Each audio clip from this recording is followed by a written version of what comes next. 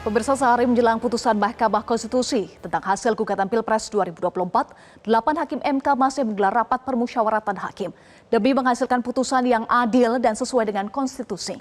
Sejumlah pihak diimbau bisa menerima apapun hasil putusan MK yang akan dibacakan pada esok hari. Inilah Top Review.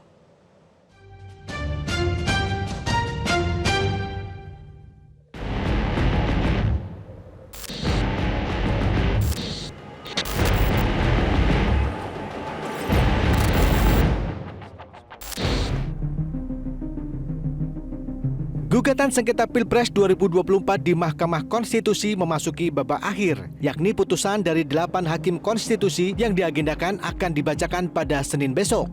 Putusan MK menjadi hal yang sangat dinanti-nantikan oleh seluruh rakyat Indonesia, baik dari kubu pemohon yakni pendukung Anies Baswedan Muhaimin Iskandar dan pendukung Ganjar Mahfud, maupun pihak termohon yakni penyelenggara pemilu, KPU Bawaslu, hingga pihak terkait yakni pendukung Presiden dan Wakil Presiden terpilih Prabowo Gibran.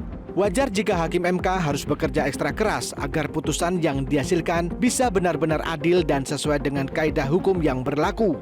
Para hakim MK telah melakukan rapat permusyawaratan hakim secara maraton hingga hari ini. MK menjamin informasi dalam rapat permusyawaratan hakim yang mengadili gugatan ini tidak akan bocor. Kita sudah punya mekanisme untuk mensterilkan RPH gitu ya. Kita punya teknologi, kita punya mekanisme yang kita punya sumpah gitu ya. Semua petugas kita tersumpah. Ruang RPH juga restriktif, tidak semua orang bisa melintas atau bahkan masuk gitu ya. Semua mekanisme untuk mencegah kebocoran informasi apapun dari RPH sudah kita lakukan. Jadi kami memastikan kalau ada bocor-bocor itu tentu bukan dari...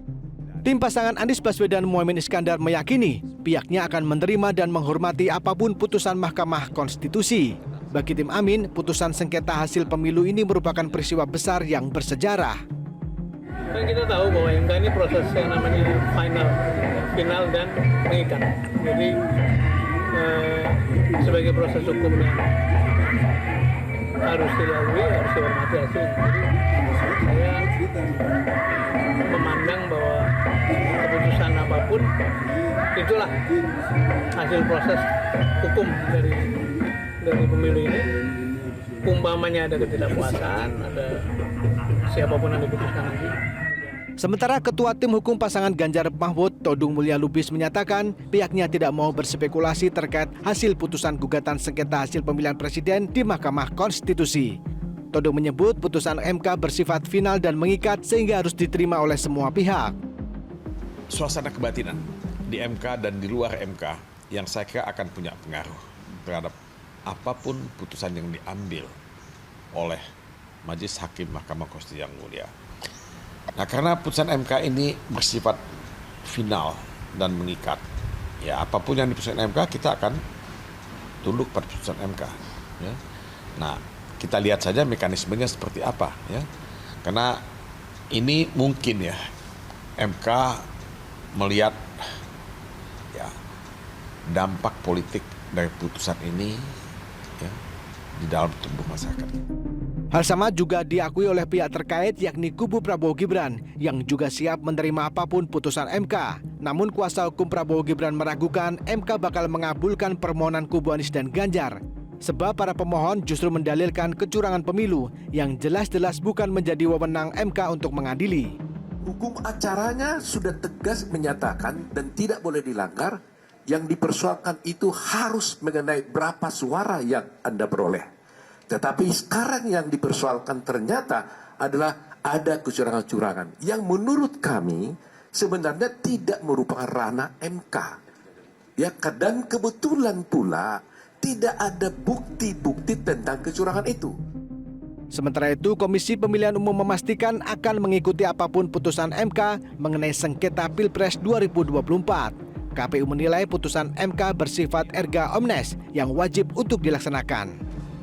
Ya, dan berkenaan dengan hal ini, mari kita semua tunggu pembacaan putusan Mahkamah Konstitusi terhadap 2 PHPU Pemilu Presiden dan Wakil Presiden yang dalam waktu dekat ini akan dibacakan oleh Majelis Hakim.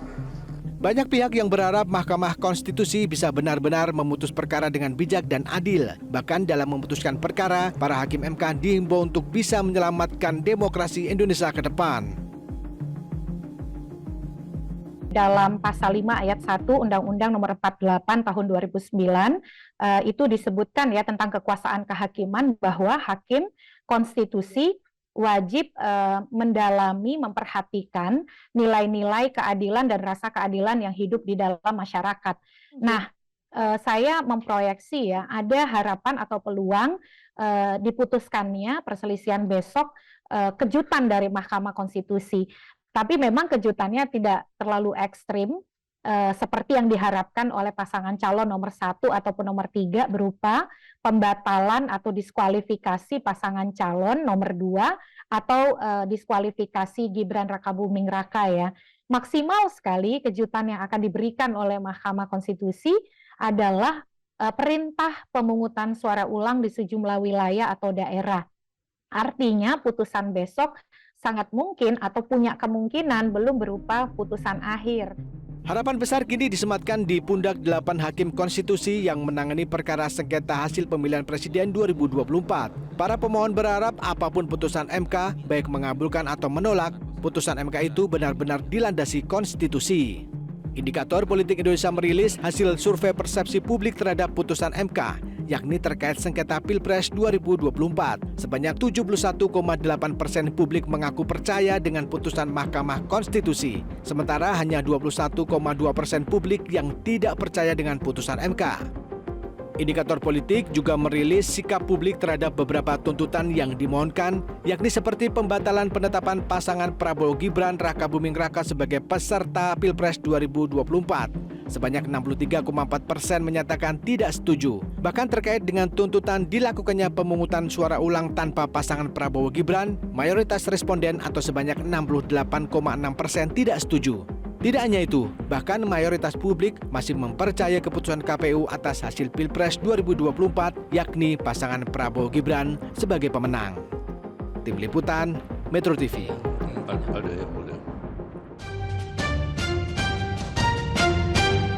Jelajahi cara baru mendapatkan informasi. Download Metro TV Extend sekarang.